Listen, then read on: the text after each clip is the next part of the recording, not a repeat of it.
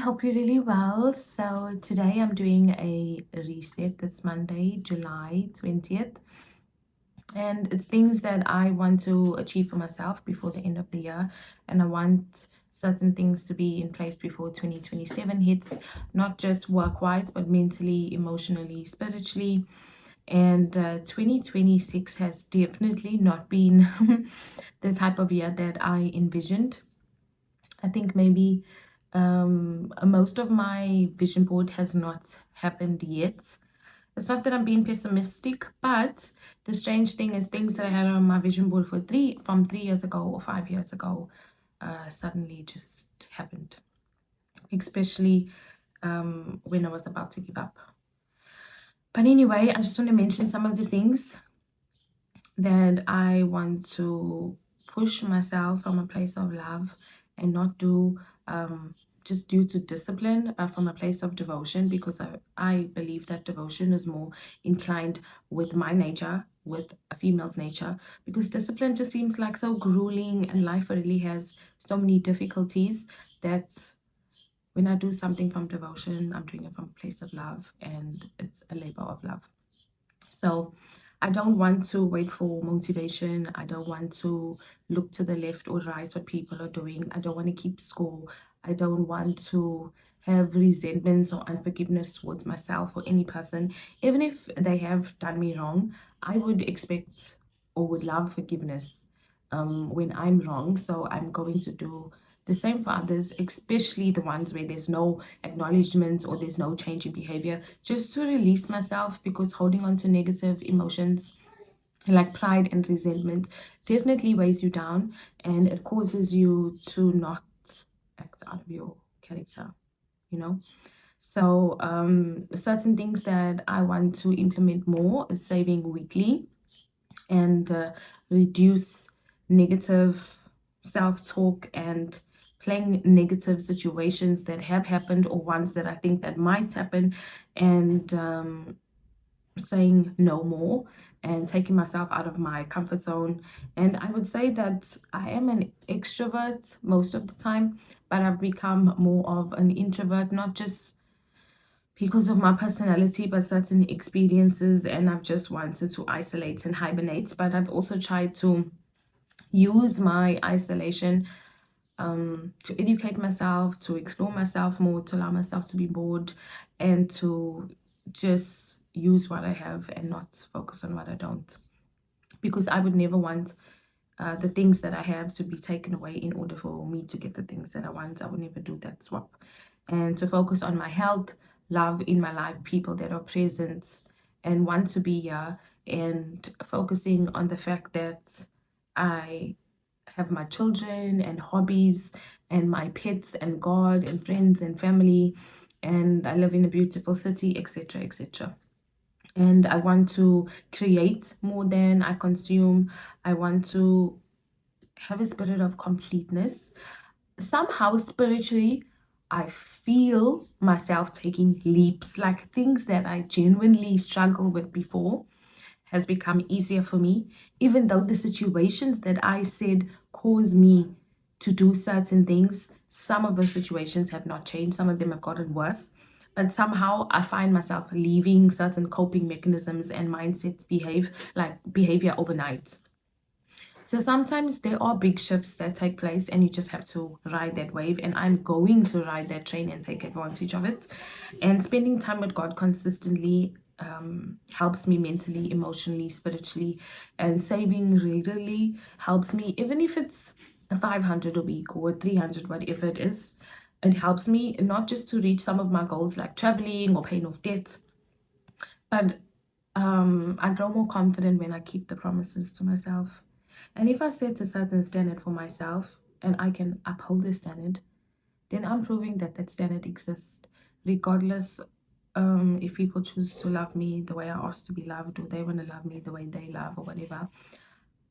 But as the years are going by, I'm not just more resilient, I find myself being more of a woman of substance and practicing more of what I preach, because it's very easy to give advice and harder to take that advice for myself. And I find it easier to walk my talk and practice what I preach, etc. So if you're having a hard time, you know, sticking to your word and keeping promises to yourself, know that certain things do come with age, and certain things that were hard for you become easier, and some things that were easier become harder, and you just got to roll with the punches and work with what you have and take advantage of your strengths and work on your weaknesses.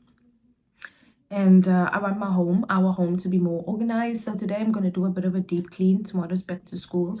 I plan lunches and meals, repack laundry and linen, clothes, towels, clean my beauty cupboard, because mentally you don't have to have amazing things in your house.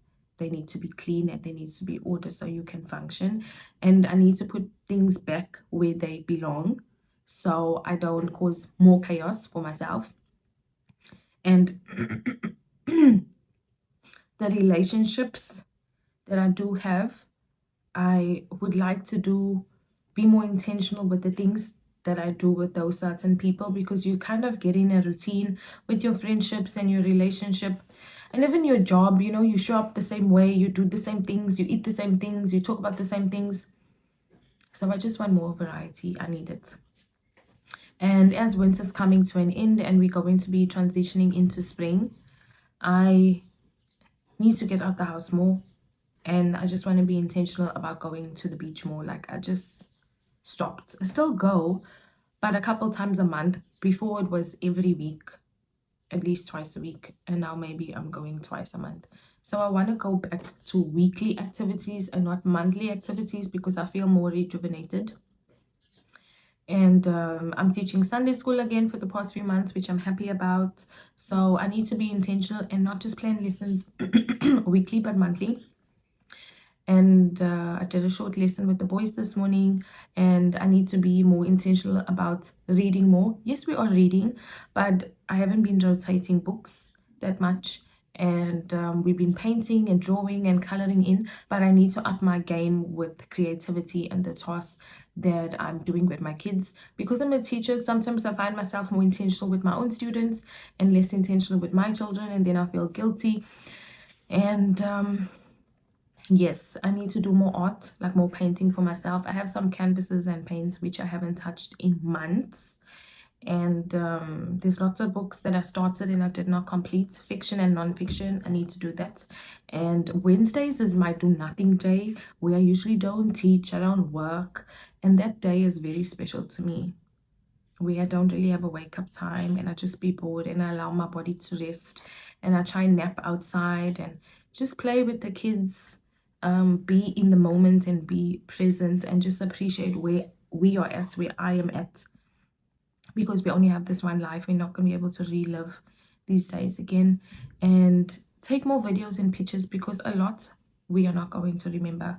And like when I look back at pictures of myself when I had our first son, I was 23. Then we had another baby I had at 25, and then at 29. I had such a baby face, but I was so hard on myself. I felt like I looked older. And now at 36, I'm like, oh my gosh, I aged a lot. Also because I started drinking alcohol towards the end of 2022, 2023. So I started drinking alcohol at 33. And I think that has contributed to aging accelerating. I've seen it. And my goal is to cut down and not have drinks every single week. And I started smoking again. Like, I smoked as a teenager and I stopped smoking as a teenager. And then I got to a point where I was just like, Lord, I can't take my pain raw anymore.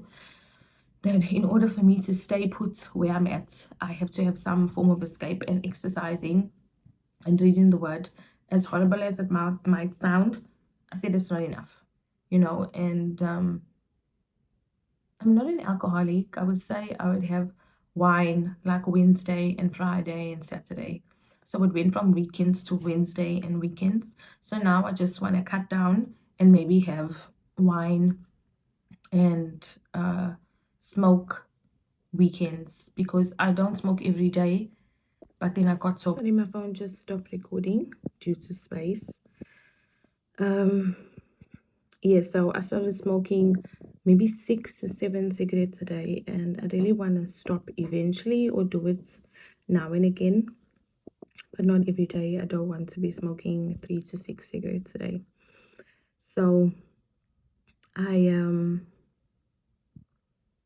yeah, so those are some of my goals for the next 5 months: to save more, take better care of my health, try new exercises, complete my books, be more present for myself, my relationships, my children, do more DIY projects, fast more because I used to fast every Monday and I stopped. Now I'm allocating Tuesday and Thursday for fasting just to reduce sugar and dairy. I am drinking lactose milk, but I find that I'm still very bloated. And I love herbal remedies. I take herbal remedies to sleep, for headaches, to concentrate.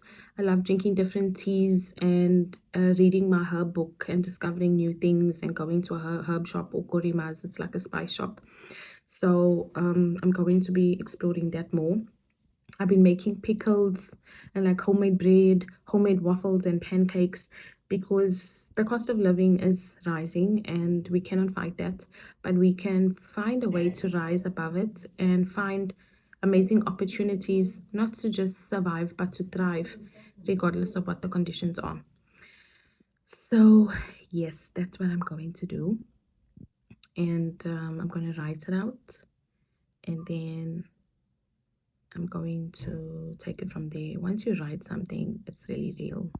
So I'm going to be reading some of the notes that I made in my diary that help me. Small actions repeated daily create extraordinary lives, and your life and your future is built by today's repeated choices. Consistency beats intensity, and being faithful with little enables God to entrust us with more. And where your attention goes, your life flows, and where your attention is, your power is. So if you're constantly multitasking and distracted, you find that it reduces your impact and longevity of seeing certain results. So give your attention to yourself and to others. There's no one else that's going to love you and show up for you the way you do, regardless of money, your background, etc. Your habits reveal your priorities more than your intentions, and the condition of your heart shows through your fruits, your words, and your actions. And a strong character is built in the ordinary moments: how you make tea, how you serve others, how you love yourself, how often you're taking care of your body, like bathing, brushing your teeth. And dreams without actions just remain like wishes. And today's obedience becomes tomorrow's testimony. It's very important to renew your mind and meditate on things that are just and beautiful and honorable and truthful. And it helps your mind to be supernatural, to surpass what you were seeing, and for God to put His super on your natural. So commit to the Lord whatever you do, and He will establish your plans and your steps. And I wrote that whatever you do, work at it with all your heart. The plans of the diligent lead surely to abundance. Be doers of the word and not just hearers only. And let us not grow weary of doing good. This is all part of the human experience, the good and the bad. And a lot of the times we wouldn't have the good without the bad. Many times you're like, God, where are you? Why didn't you do something? And then later on, sometimes years later, you're like, oh, if that didn't happen, this wouldn't have happened. So I constantly pray for peace that surpasses understanding. And I'm always, declaring protection and for God to just make things clear to me where I need reassurance and to give me peace where I don't understand. Because sometimes when you understand things, it takes away your peace. So sometimes we do have to choose. And to just be mindful and slow to anger, slow to speak, and quick to listen. And to be grateful to about the things that you already have. A growth cycle is think it and believe it. Believing is seeing, not seeing is believing. And to decide it, then you do it, and then you repeat it, and it becomes this habit which builds your character, and your character shapes your lifestyle, and your lifestyle determines your legacy.